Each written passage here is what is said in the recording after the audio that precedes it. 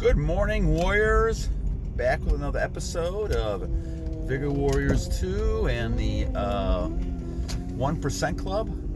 Hope all of you are doing well.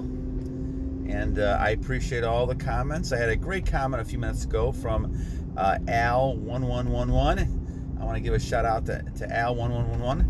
Thank you so much for those comments. I think that he makes some very good points, and I want to address those before we actually get into our video for this one. And he talks about motivation and the fact that every time you relapse or you have an loss of energy, it should motivate you to continue to try again. And it took me 58 years, and I realized that you just get stronger and stronger. At some point, you're going to be able to beat this and get control of it.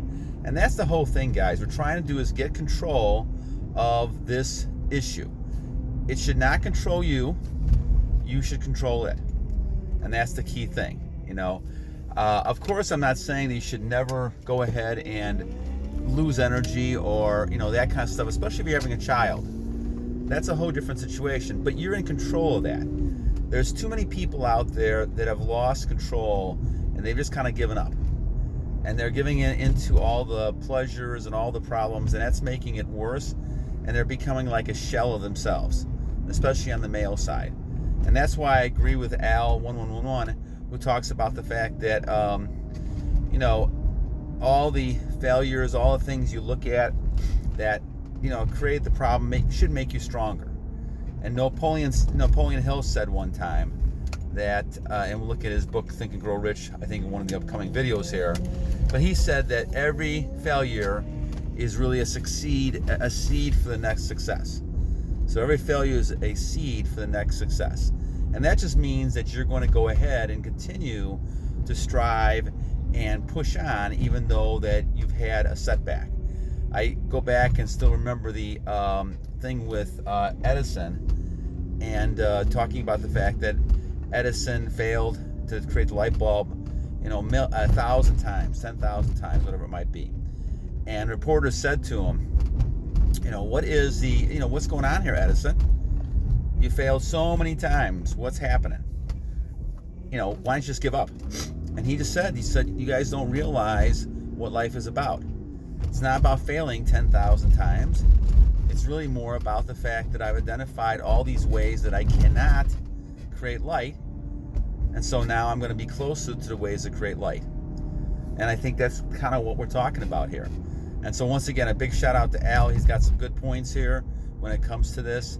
And I think the key that you really want to kind of focus on is looking at the whole idea of gaining from every experience that you have. Focusing on saying, what is the experience that I can have here? What can make me stronger? What can I learn from? And how can I try again? Sorry guys, I'm going through like a construction area here, so bear with me for a second. But that's the idea. And I think when we talk about all this stuff and the benefits of this stuff, I think it's important to continue to strive and look at this as a lifestyle change. Like Al, I experienced so many different relapses and things because in the back of my mind, I thought that it was healthier to go ahead and release and do all that. And even though I had read that book, Fountain of Youth, and knows about the chakras, which we'll talk about in a second, the idea is that I felt that it was still, doctors, everybody was telling me the better idea was to go ahead and release. And you still see it on the YouTube. All these people talking about going ahead and releasing and, 3, 4, 5 times a day. And I just think that's all wrong. And, all the experiences I've had now indicate to me that, and I'm not sure what the motivation is for all that. Perhaps the motivation is they make money. Who knows? I'm not sure what the motivation is, but it just is as far as I'm concerned, the wrong approach. And you're losing your energy. And I just think that's the wrong way to go. So what is this energy we're talking about? All right, so once again, we're going to talk about what is a chakra. And I know I've had some questions on this, and we're going to talk about this a little bit here. So I learned about the chakras when I learned about the Fountain of Youth book. I think it was in 1998. I actually found it at a Goodwill, so it was a very interesting type of thing. I always like to go to the Goodwills and just kind of help out and buy some stuff. And sometimes you find some good good interesting things there. So I found this book that I had no idea about by Peter Kendler, and it really kind of focused on the idea of trying to stay young and how can you stay young. And so they talk about all these in Tibet and all these priests, the lamas in Tibet, and how they were able to stay young. And this person went over there and kind of focused on trying to find the fountain of youth. And he ran into a situation with these priests, and they explained to him all these things. And I have a couple videos on a fountain of youth. If you want to take a look at those, you can see that. But in one of those discussions, they talked about the fact of how do you stay young, and how do you get stronger, and how do you stay euthanizing and get younger every day instead of getting older. Now, they talked about the idea of a chakra. Now, chakras can probably be described as spinning wheels. And now I say this, guys, and I know a lot of people are skeptical of this. I am not. After all these years of using the Fountain of Youth exercises and going through this and realizing that I feel, I can't tell you how much better I feel going through the 5 different exercises, and then combine that with the retention, which is a 6th exercise basically, then you're talking about just a superhuman power that you have that, even at my age, I could feel. It's just unbelievable. It's nothing like I've ever felt. And so if you start this early enough and people, use it early enough, you can just imagine how great it is. And so, I know people are skeptical about it, but it makes sense when you look at physics, right? If you look at energy and matter, and there's been studies and showing that each person, when you really take an X-ray, not of bones and everything, you can see energy fields inside of people. Because it's like matter, right? If you're looking at things called neutrons and electrons, we are all made of this. We're made of matter energy. And so basically when we're talking about this, energy is matter when it's doing work, relieving stress, meditating, right? Prayer, fasting, all these type of things. And really when you do this, you're really kind of looking at trying to continue to keep these chakras moving around. And the longer they move around, right, the more active you are and the more youthful you are, right? Now, what happens is people get older, they tend to not realize anything about the chakras, and they tend to kind of slow down as you're getting older. And this makes perfect sense to me. And so what ends up happening is people become less active, and they don't do as much, and so they become slower and slower and slower, and eventually a person will pass away. Now, I'm not saying this is going to keep living forever, because of course everybody passes away at some point, but it does make a lot of sense to me, because we talk about, and I've always heard about exercising and things keeping people younger, and you see people at the YMCA who are in their 80s and 90s and they're still weightlifting and working out and things like that. I believe that fits right into the whole idea of chakras, and fits right into the idea of being able to stay young. And the best example that I heard about when I was younger are these whirling dervishes, which you look at, in these tribes, and they just keep spinning and spinning and spinning. And so the exercise that, I showed in one of my videos talking about spinning is almost like the ballet dancers. And it's very rare do you see ballet dancers who stay with ballet who look that much older, right? They look young still, because a lot of them continue to spin. Now, that's not the only chakra. We had talked about there were 7 chakras within your body that kind of go right down the middle, from your head up here down to your sexual organs and productive organs, down like that.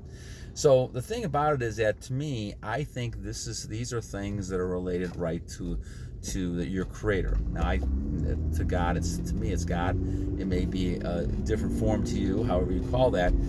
But the point I'm trying to make is that, to me, those chakras are very close to the energy of the universe and the things we're in, right? And that's why it's important. That's why, to me, water is a very important thing, because most of our body, the flesh part of it, is made of water.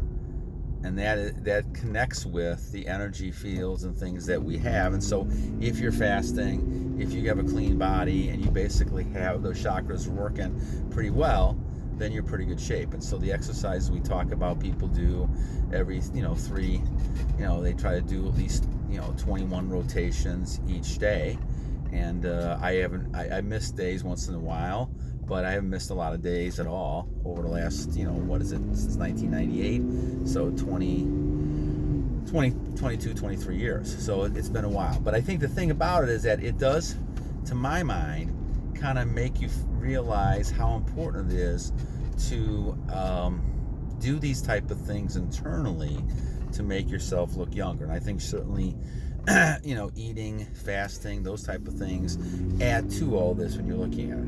So I'm kind of looking at everything else here. So so basically what you're doing is kind of trying to keep these chakras at a certain speed limit, and you're doing those through exercise, and you're doing those because you're trying not to kind of cloud your system with all the preservatives and things that we have in our foods. It's also easy to do that. So in the book, and we'll go back to the book for a second here, they talk about certain foods you should not be eating together, like for instance eating a lot of meats with breads, because those two things digest differently in your body and they kind of hurt you, and you don't get a chance to focus on really trying to use your chakras to your benefit. And so the key, guys, is to try to continue to move and do these type of exercises in certain ways. Now, we do those in walking and different things like this. Now, the ones that I gave you, once I go back and refer to those, really will help you speed up those chakras every day. And so before you go to bed or in the morning when I wake up, I try to do these to kind of get myself moving and try to focus. And I always seem to feel a lot much more better when I do those, because your chakras in gear. Now, that's also supposed to make you continue looking younger, and so I know that I have some hereditary type of things when it comes to hair, but certainly I think that's part of the deal, along with keeping your energy, which is really part of that chakra thing, right? What you're doing is, when you're retaining, you're keeping your energy. And so what you're doing is kind of allowing your chakras to work even better for you once you do that. And that's when you become a superhuman type person. So eventually you do that. Now, like I said, I'm at 60, so I'm just kind of, the last 500 days just kind of realizing it. Some of you younger guys have a long many years of being supermen, when it comes to your energy and levels like that. So certainly keep as Al and SH and Shab and everybody's talking about, it's hard to control that energy, right? It's a lot of energy. Now you get, if you get older like myself, you get a chance to kind of look at it more, and you get a chance to kind of feel your way through, and you're better off in trying to kind of use it in a positive way and realize that, you can't just be dissipating your energy all the time. However, I think certainly it's still not any easier to control. It's just a matter of trying to find other things to do so it doesn't kind of go back and affect you in a way where now you're losing your energy and the chakras are being hurt. I always go back to that movie that I saw with Willy Wonka and a Chocolate Factory when I was watching with my kids a long time ago. And there's a famous scene where the parents are sitting in the bed and they have not moved for 6 or 7 years, and now they can't move because they got atrophy of the body, and energy is slowed down to the point where now they can't have any kind of movement at all. And I really fully believe that that's possible.